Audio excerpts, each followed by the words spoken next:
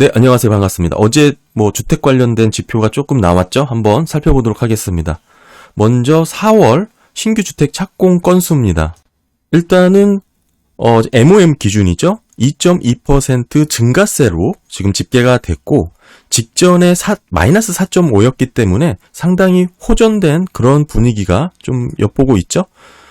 지금 보시게 되면 신규 착공 건수의 이제 그래프인데 들쑥날쑥합니다. 이걸로 보게 되면 어느 정도 이제 추이를 좀 보기가 조금 어렵죠. 그래서 이걸로 보시면 지금 요거죠. 104만 1000건. 이 104만 1000건이 신규 주택 착공 건수입니다. 4월 기준이고요. 그러니까 사실상 3월 직전월보다 137만 1000건이었죠. 따라서 2.2%가 증가된 그런 모습으로 이제 집계가 됐고요. 다만 이제 YOY로 보게 되면 22년 4월이죠. 그때는 180만 3천 건이었습니다. 그러니까 지금이 약 22% 정도 낮은 수준이라는 것이죠. 2.2%가 오르긴 했지만 여전히 거기라는 뜻이고, 네, 신규 주택 착공 건수 그래프로 이렇게 보시게 되면 이렇습니다. 파란 선이 우리가 보게 되는 일반적인 주택 착공 건수고요. 140만 1000건이죠. 이 빨간색은 뭐냐면 단독주택 건수만 별도로 표기를 한 거고 84만 6000건이죠. 일단 파란색으로 보시면 토탈이니까 보시면 좋을 것 같고, 끝부분 보시게 되면 여전히 지금 22년 대비 큰 폭의 지금 하락세를 보이고 있는 것이죠. 22% 정도 줄어든 모습에서 여기서 약간 2.2% 반등했다 정도로 해석을 하면 좋을 것 같고요. 이제 우리가 착공 건수를 살펴봤으니까 주택을 완공하는 그런 건수도 살펴보면 좋습니다. 4월 기준 137만 5천 건이 주택 완공 건수로 집계가 됐고요. 이게 직전월 3월에는 153만 4천 건이었습니다. 따라서 지금 약 10.4% 정도가 감소한 수준이죠. 그 말은 계속해서 완공을 하고 있는, 완공 시기를 계속 늦추고 있다. 이렇게 볼 수가 있겠죠. 주택 착공은 들어가긴 하는데 이후에 공정률을 조정을 하면서 속도 조절을 하는 모습을 엿볼 수가 있는 거고, 왜 그렇게 해석을 할 수 있냐면 직전월보다도 한 10%가 낮았고 완공 건수가 YOY로 보더라도 22년 4월 완공 건수가 136만 1000건이라고 하죠. 따라서 그거를 놓고 봤을 때 지금 별 차이가 없습니다. 궁극적으로 시간이 지날수록 계속 완공 타임이 늘어지는 것을 예측해 볼 수가 있는 것이죠. 다음으로는 주택 경기를 살펴보는 지표 중에 건축 허가도 살펴봐야 됩니다. 4월 새롭게 건축 허가 받은 지금 건수가 141만 6천 건이죠. 네, 이 건수는 3월 143만 7천 건보다 약 1.5% 감소한 수준입니다. 게다가 22년 4월 179만 5천 건보다는 21% 정도 더 줄은 그런 건수입니다. 자, 그래서 우리가 세 개의 지표, 주택 경기를 살펴볼 때 신규 착공 건수, 완공 건수, 허가 건수 이 세 개를 모두 종합해서 봐야 해석을 할 수 있는데, 지금 우리가 착공 건수만 보고 그것도 MOM으로 2.2%가 오른 것을 보고 긍정적으로 해석하기에는 좀 무리가 있다라고 보는 것이죠. 특히 주택 부동산 경기의 선행 지표라고 볼 수 있는 허가 건수, 그러니까 미래 주택 시장의 선행 지표라고 볼 수 있죠. 건축 허가 건수가 감소했고 MOM으로도 감소했고 YOY로도 감소했죠. 여전히 주택 경기는 부진한 모습이 이어지고 있다로 해석할 수 있습니다. 게다가 주택 착공이라든지 또는 허가 건수가 YOY 작년 대비 결국 약 22% 정도 감소된 수준에서 지금 머물고 있습니다.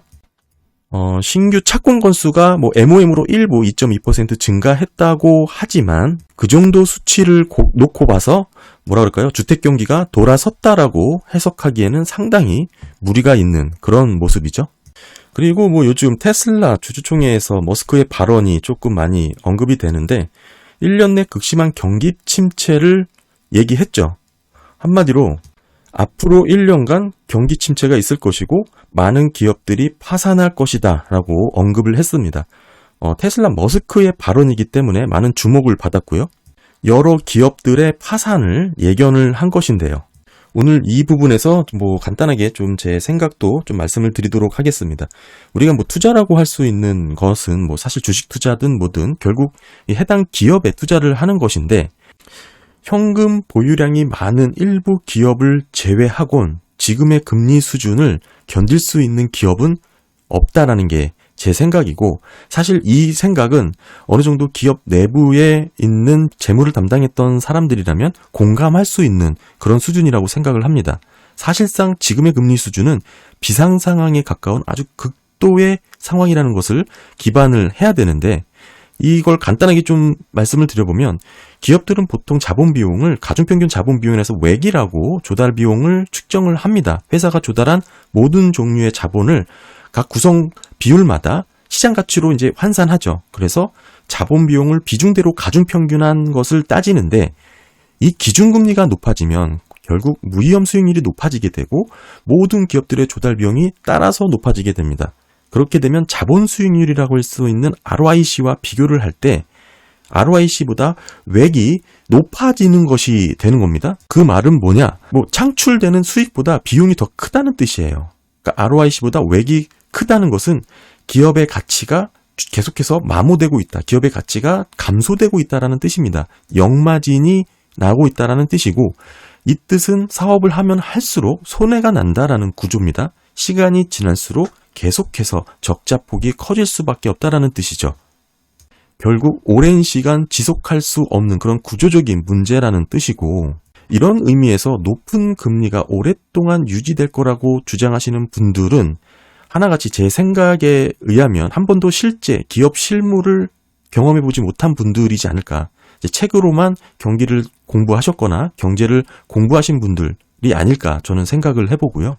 오죽하면 연준이 은행들의 스트레스 테스트를 할 때 기준금리가 높아진 상황에 대해서는 아예 테스트 항목조차가 없었습니다. 그래서 이런 사단이 난 게 SVB 파산이죠. 심지어 돈 장사를 하는 은행도 이런 상황을 예상하지 못한 것이고, 그런 은행을 감독하는 연준도 전혀 생각하지 못했던 상황입니다. 높은 금리를 오랫동안 유지해야 되는 지금의 상황, 그것도 역대급으로 빨리 올렸죠. 이런 상황을 일반 기업들이 대비를 했을까요? 전혀 그렇지 않습니다. 그래서 이번 테슬라 머스크의 발언은 기업들의 이런 상황을 충분히 대비하지 못했을 거라는 취지에서 해석을 해야 하고, 따라서 앞으로 1년 내 극심한 최악의 경제 상황을 언급한 것은 충분히 현실 가능성이 높다로 볼 수가 있습니다. 기업들도 그러니 당연히 자영업자들, 스몰 비즈니스 하는 분들은 더 힘들겠죠. 그래서 지난 시간 보여드린 NFIB 전미 자영업 연맹의 낙관 지수죠. 소규모 비즈니스 경기 전망입니다. 지금 보시면 이때가 코로나 때입니다. 코로나 때보다 더 낮은 국면에 위치해 있고요. 지금의 위치는 08년 위기 그리고 13년도 경기 침체 다음입니다. 경기가 좋다라는 건 지금 일부 빅테크 기업들의 한정된 매우 극한의 일정 부분에 해당됩니다. 이런 것을 소위 이제 침소봉대라고 할 수가 있겠죠. 작은 기업, 스몰 비즈니스는 모두 어려운데 일부 국한된 빅테크 기업들의 실적과 전망이 너무 좋기 때문에 다 좋아 보이는 그런 착시 현상이 지금 시장이 아닐까 생각을 해봅니다. 네, 오늘 신규 주택 착공 건수, 기타 주택 부동산 관련 지표 살펴봤고요. 특별히 테슬라 머스크의 경기 침체 발언 등도 첨언을 해서 제 생각도 한번 말씀드려봤습니다. 감사합니다.